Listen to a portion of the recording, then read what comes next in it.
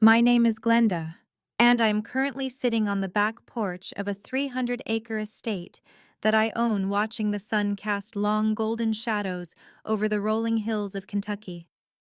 I'm 46 years old, successful by any metric, and finally at peace. But 32 years ago, my life was effectively over.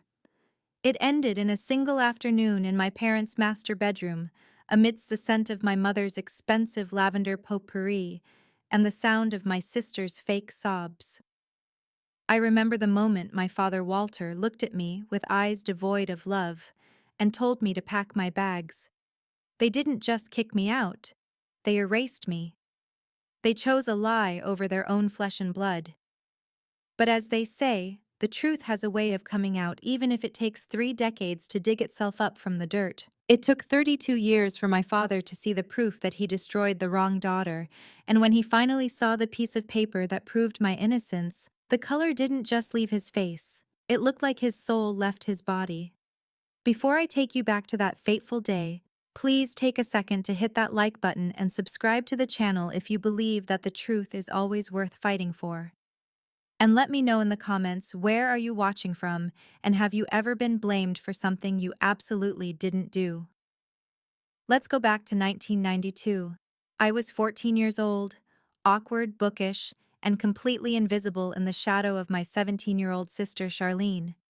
Charlene was everything I wasn't. She was the captain of the cheerleading squad, the prom queen in waiting, and the absolute center of my parents' universe. My mother Bernice lived vicariously through Charlene's popularity, and my father Walter, a stern bank manager who valued image above all else, saw Charlene as the perfect trophy child. I was just Glenda, the quiet one, the one with the frizzy hair, and the grades that were good but not brag-worthy at the country club. We lived in a pristine suburban bubble where appearances were currency, and my family was practically bankrupt when it came to integrity, though I didn't know it yet. The incident centered around my grandmother's sapphire necklace. It was an antique piece heavy with platinum and deep dark stones passed down to my mother on her wedding day. It was kept in a small wall safe in my parents' closet, a safe that was supposed to be impenetrable. But everyone knew Mom kept the combination written on a slip of paper inside her vanity drawer because she could never remember the numbers. I knew it, Dad knew it, and Charlene certainly knew it. It was a Tuesday afternoon in October. I had come home early from school because of a migraine, a common occurrence for me back then, likely stress-induced. I went straight to my room, took an aspirin, and passed out. I woke up to screaming. My door was flung open, and there stood my father, his face a mask of red fury, with my mother weeping behind him, and Charlene standing in the hallway, her face buried in her hands, shaking with what I thought was grief, but now know was performance art. "Where is it?" Dad bellowed. I sat up groggy and confused. "Where is what?" I asked. "Don't play dumb with me, Glenda," he shouted, stepping into my room and kicking my backpack across the floor. "Your mother's sapphire necklace. It's gone. And Charlene tells us she saw you coming out of our bedroom an hour ago." My stomach dropped. "What? No, I've been asleep. I've been in here the whole time." I looked at Charlene, pleading with my eyes. "Charlene, tell them I haven't left my bed." Charlene peeked through her fingers, her eyes dry but her voice trembling perfectly. "Glenda, just give it back," she whimpered. "I heard you on the phone with your friends talking about those concert tickets.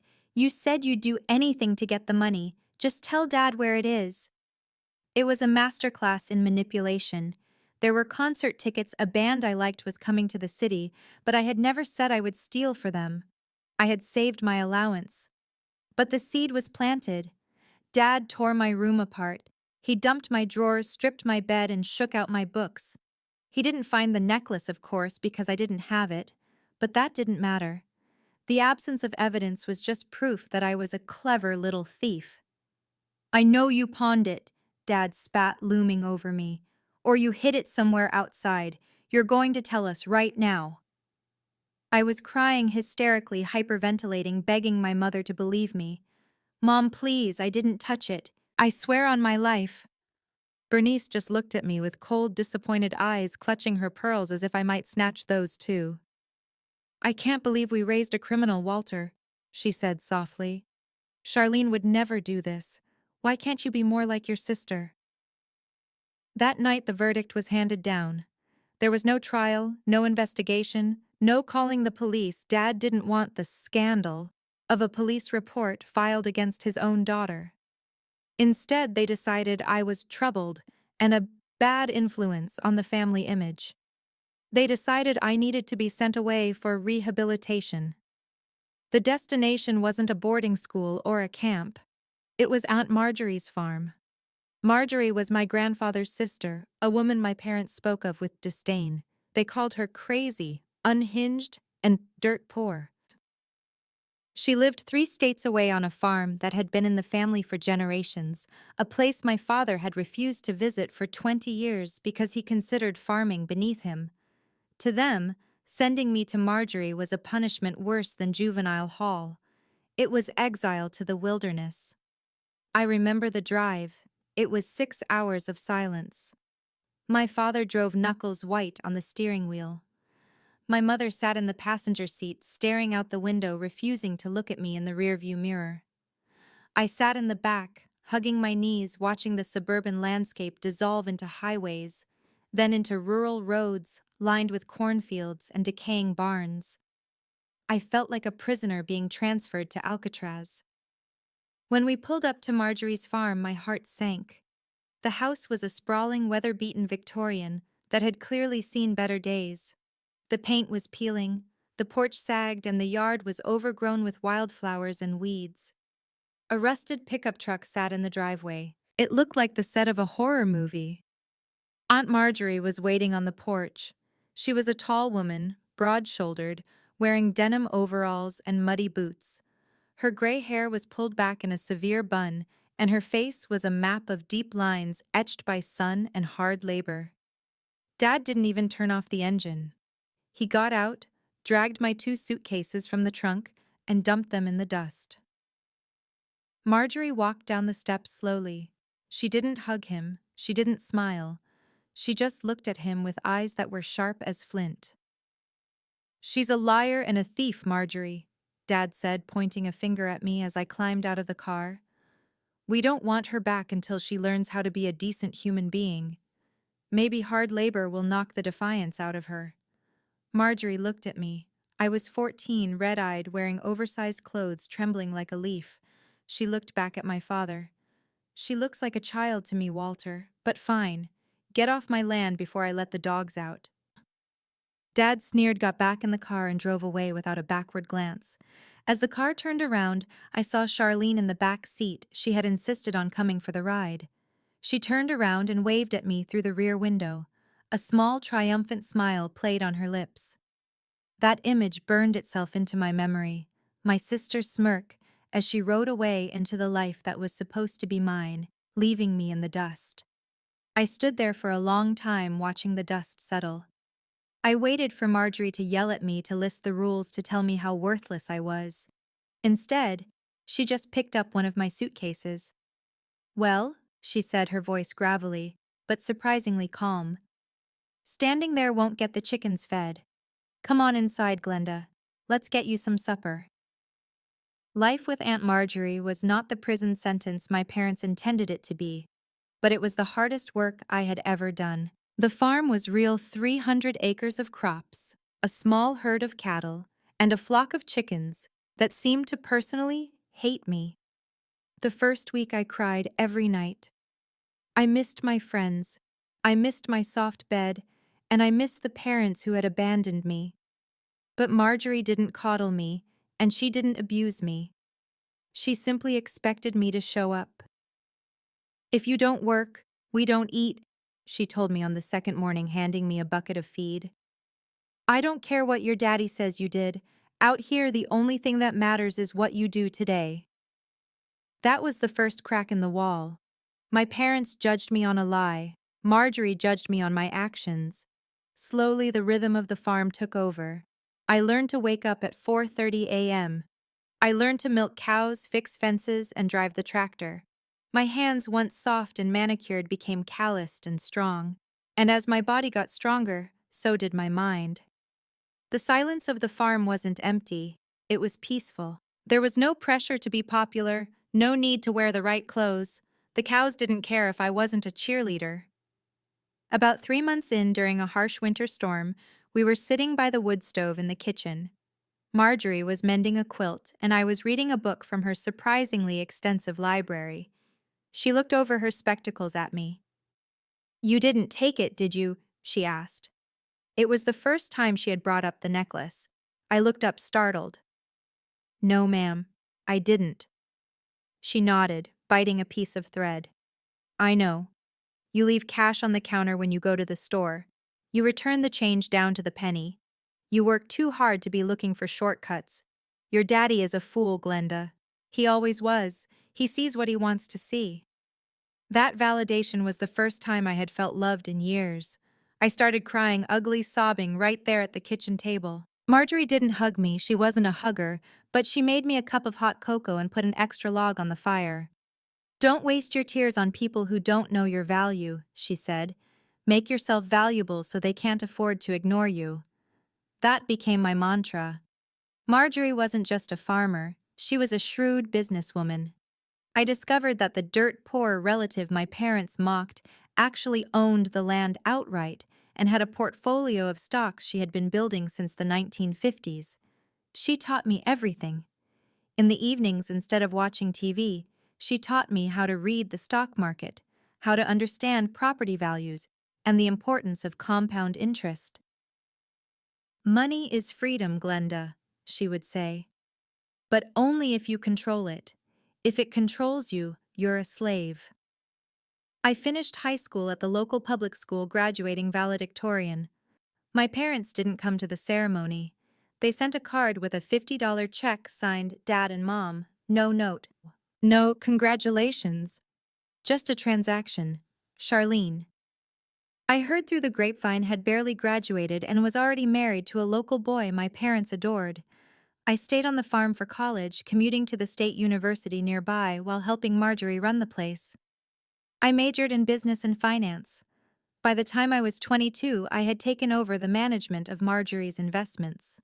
We modernized the farm, leasing out acreage for sustainable agriculture and investing heavily in tech stocks right before the boom. Meanwhile, news of my family trickled in through distant cousins. It wasn't good. Charlene's first marriage imploded after a year. Then there was a second marriage, an extravagant affair paid for by my parents, which also ended in divorce. She started a boutique clothing line that failed, a catering business that was sued for food poisoning, and an interior design firm that never had a client. My parents funded all of it. They were hemorrhaging money to keep Charlene's image afloat. They were terrified of the shame of a failed daughter, so they threw their retirement savings into the black hole of her incompetence. I, on the other hand, was building an empire of silence. I started a boutique real estate firm specializing in rural luxury properties. I used the lessons Marjorie taught me: integrity, hard work, and discretion. I didn't date much. I was too focused. I was building a fortress so that no one could ever kick me out again. When I was 30, Aunt Marjorie passed away in her sleep. It was the hardest day of my life. She was my true mother. The funeral was small, mostly local farmers and people from the town who respected her. My parents showed up looking older and sharper, like vultures circling a carcass. They brought Charlene, who wore a black dress that was too tight and too short, looking bored. They didn't come to mourn, they came for the will. After the funeral, we gathered in the old farmhouse parlor with Marjorie's attorney, Mr. Henderson. My father sat there confidently checking his watch. "Let's get this over with," Walter said. "I know Marjorie didn't have much, but the land should be worth something. We'll probably sell it to a developer." Mr. Henderson cleared his throat and adjusted his glasses. "Actually, Mr. Davis Marjorie's estate is quite significant." My father's eyes lit up. "Oh, yes. The land, the livestock, the liquid assets, and the investment portfolio. The total valuation is approximately $12 million. You could hear a pin drop. My father actually smiled. Well, that's wonderful news. A pleasant surprise. He looked at Charlene. We can finally set you up properly, darling. I haven't read the beneficiary clause yet. Mr. Henderson interrupted, his voice icy. Well, go on. Dad waved his hand. Next of kin, naturally. The last will and testament of Marjorie Davis, Mr. Henderson read. I leave my entire estate, including all real property, financial assets, and personal effects, to my great-niece Glenda Davis. To my nephew Walter and his wife Bernice, I leave the sum of $1 so that you cannot claim you were forgotten. You were simply not chosen. The explosion was immediate. My father stood up, knocking his chair over. This is absurd. She coerced her. Glenda manipulated a senile old woman. Bernice was shrieking. Charlene looked like she had swallowed a lemon. They sued. Of course they sued. They dragged me through court for 2 years, claiming I had exerted undue influence over Marjorie. But Marjorie was brilliant. She had video recorded her will signing. She had doctor's notes proving her mental competency up to the day she died. Her journals documented years of my work on the farm and my parents' absence. They lost. And they didn't just lose the case, they lost the legal fees. It drained them.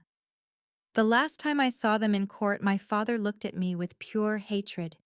You stole this family's legacy, he hissed. No, Dad, I said, buttoning my blazer. I earned it. You threw it away when you threw me away. I cut all contact. I changed my number. I renovated the farmhouse, turning it into a stunning estate that honored Marjorie's memory, but had all the modern comforts she never indulged in. I expanded my business. I became wealthy, not just farm rich, but genuinely wealthy. And I did it alone. 16 years of silence passed. 16 years of peace. Then 3 weeks ago, my office phone rang. My assistant Sarah buzzed me. Glenda, there's a woman on the line. She says she's your mother. She says it's an emergency. I stared at the phone. My hand hovered over the receiver. I could have hung up. I should have hung up. But curiosity is a dangerous thing. I picked up. Hello. Glenda. The voice was frail, shaky. It sounded like Bernice, but stripped of all the arrogance. Glenda, is that you? It's me. What do you want, Bernice? I didn't call her Mom. Please don't hang up. We need to see you. Your father, he's not doing well, and things are bad. We just want to make peace before it's too late. We want to put the past behind us. We're family. Family. I repeated the word, tasting like ash. You have a funny way of showing it. Please, she sobbed. Just one visit. We'll come to you. We just want to see where you live. We want to see you. I knew they wanted something. People like them don't apologize unless they are at the end of their rope.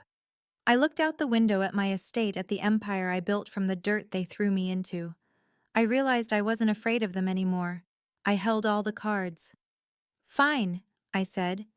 Next Saturday, noon. Don't be late. I prepared for their arrival like a general preparing for a treaty signing. I had the house cleaned top to bottom. I ordered a catered lunch. I dressed in a tailored cream suit, power clothes. I wanted them to see exactly who I had become. When their car pulled up the long gravel driveway, I watched from the porch. It wasn't the luxury sedan my father used to drive. It was a 10-year-old compact car dented on the side. When they stepped out, the shock hit me. My father, once a towering figure of intimidation, was stooped and gray, walking with a cane.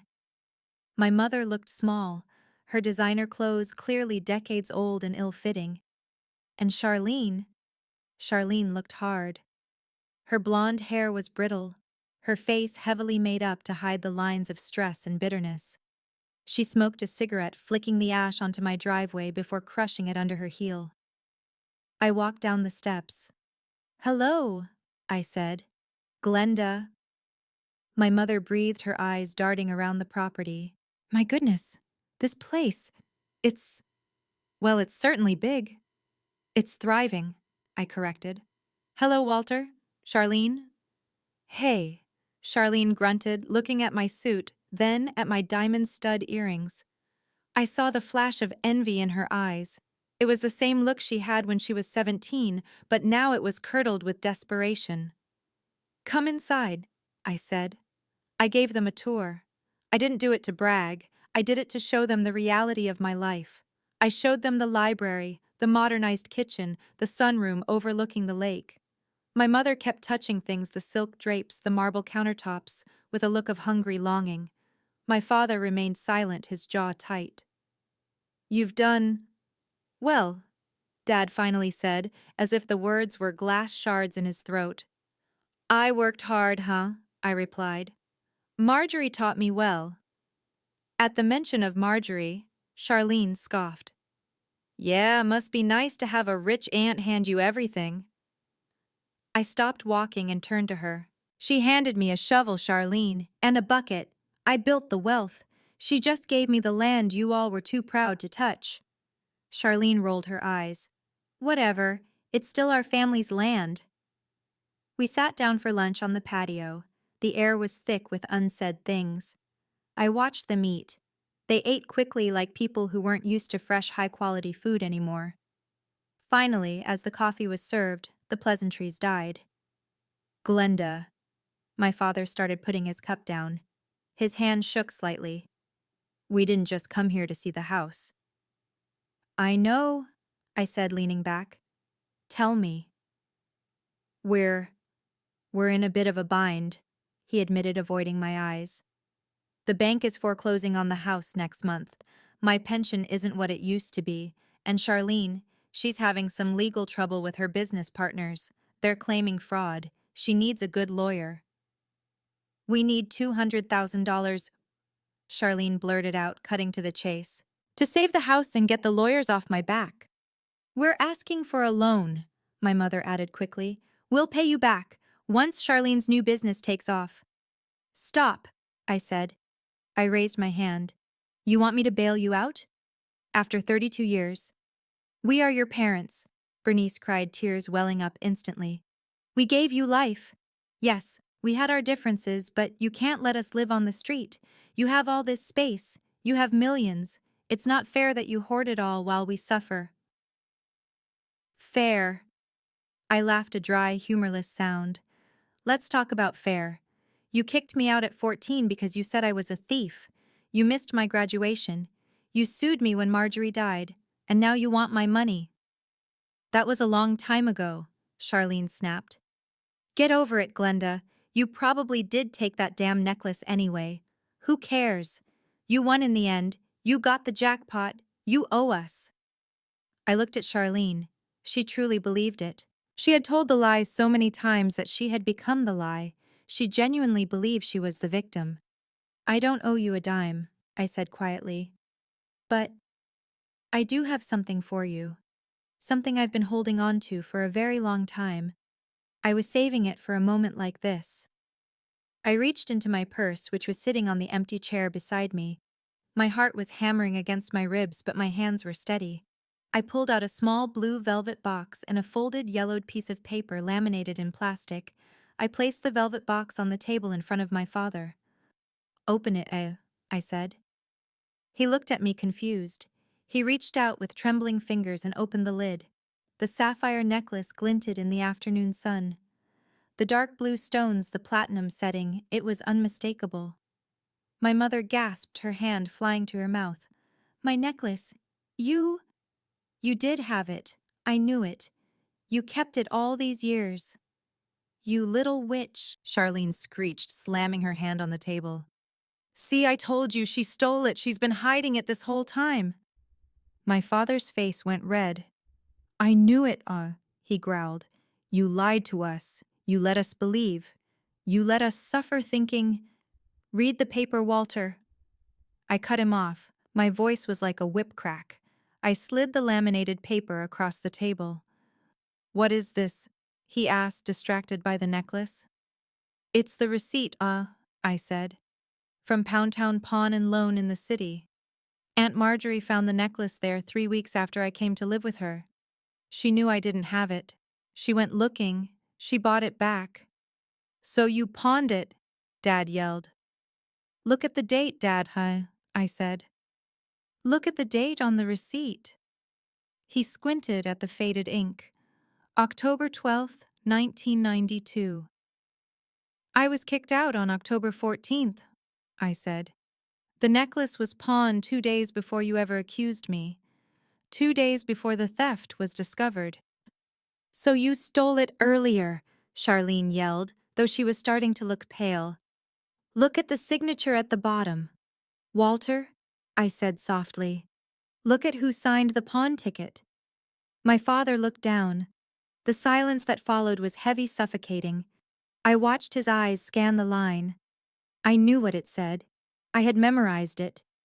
In distinct, looping cursive, the handwriting of a girl who practiced her autograph for hours because she thought she'd be famous, was the name Charlene Davis. My father went pale.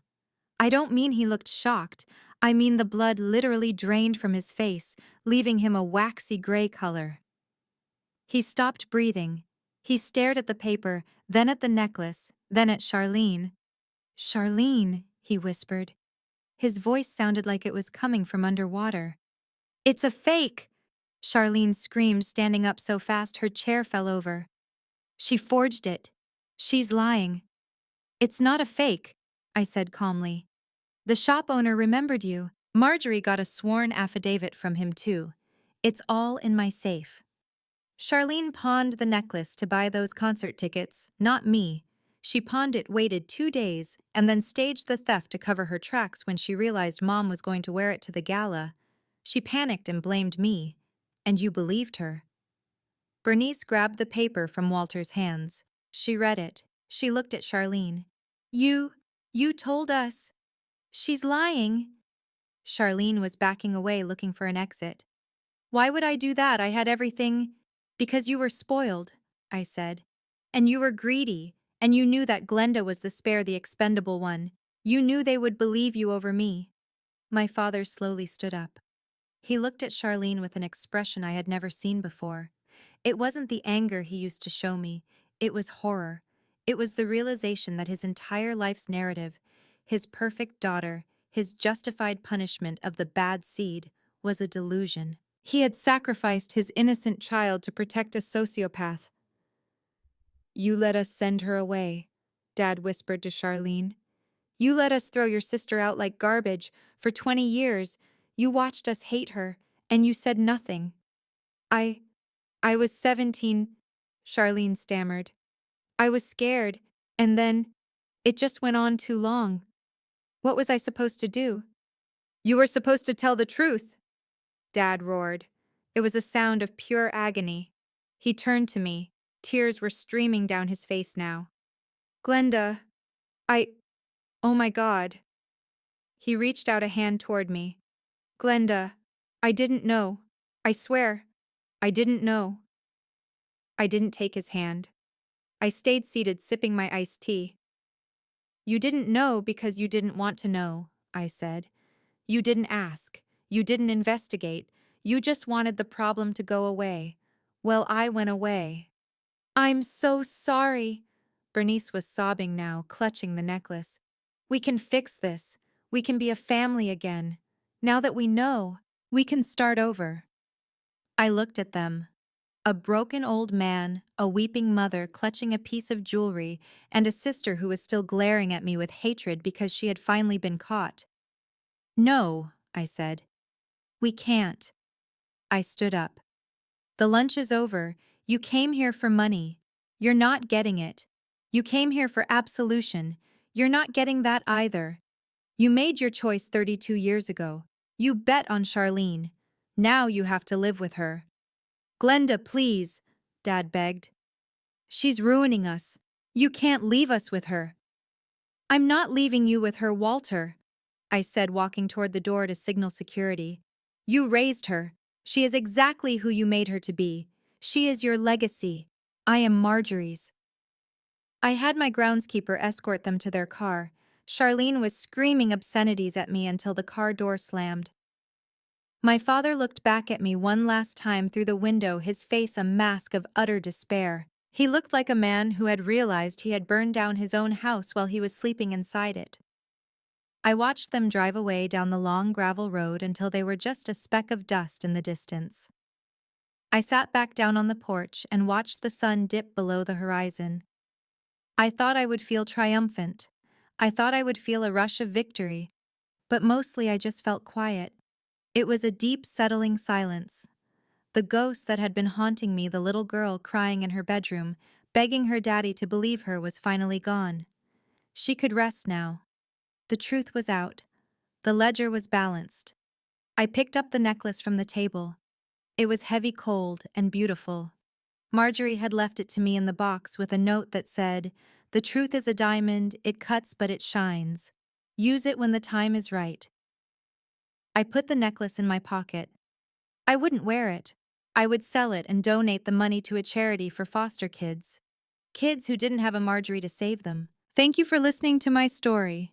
It wasn't an easy one to tell, but it was necessary. If you are out there and you are the black sheep, the scapegoat, the one who was cast aside, hold on. Build your own life. Find your own Marjorie. And remember, the truth doesn't have an expiration date. It waits. If this story touched you, please leave a comment below. Have you ever had to cut off family to save yourself? How did you find your peace? I read every comment, and I'd love to hear your story. My name is Glenda, and I'm signing off. Take care of yourselves, and remember, family isn't always blood. Sometimes it's just the people who believe you. End of file. Text/plain. 107.1 seconds.